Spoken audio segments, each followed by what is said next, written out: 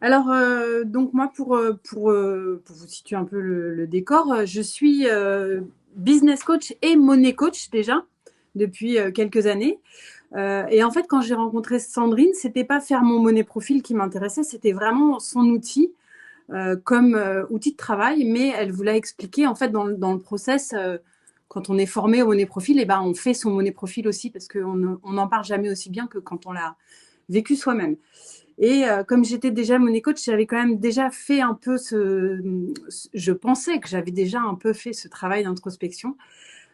Et en fait, j'ai été très très surprise de la puissance de cet outil euh, pour euh, pour aller vraiment. Alors Sandrine, elle n'a pas encore utilisé l'expression, mais elle l'utilise souvent pour vraiment détricoter et aller dans l'inconscient chercher le pourquoi des freins, le pourquoi de nos croyances, et pour faire sauter tout ça pour se libérer.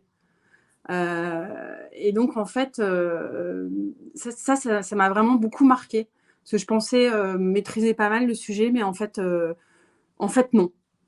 Donc voilà, donc j'ai découvert plein de choses à propos de moi. Et très concrètement, au niveau perso, ça m'a permis de reprendre et de prendre ma place et mon pouvoir dans ma famille déjà, de reprendre mon pouvoir dans mon couple, d'assumer mes décisions sans avoir à chercher l'approbation extérieure.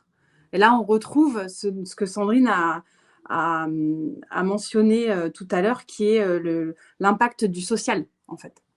Donc, toutes ces prises de conscience fait que moi, je me sens vraiment plus alignée avec les décisions que je prends, les choses que je mets en œuvre en termes de perso. Après, en termes de pro, ce qui m'intéressait dans le Money Profil, c'est que c'est un outil il y a un avant, il y a un après. Et entre les deux, il y a des prises de conscience et du travail. Et on est vraiment libéré de nos freins à la fin, quoi. Et dans mon travail de business coach, en fait, je m'étais rendu compte que euh, bien souvent, mes clients, ce qui faisait la différence entre ceux qui réussissaient et ceux qui réussissaient pas, ou ceux qui avaient beaucoup de difficultés, c'est le rapport qu'ils entretenaient, eux, en tant que personne, avec l'argent. Donc, on est vraiment dans le cœur du sujet. C'est que pour réussir dans son business, une des choses fondamentales, c'est la relation qu'on entretient avec l'argent.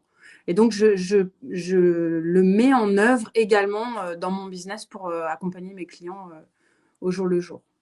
Voilà. Sandrine, je ne sais pas si j'ai répondu à ta question. Je crois que tu as entièrement répondu à tout ce que tu avais à nous dire, en fait. Ok, parfait.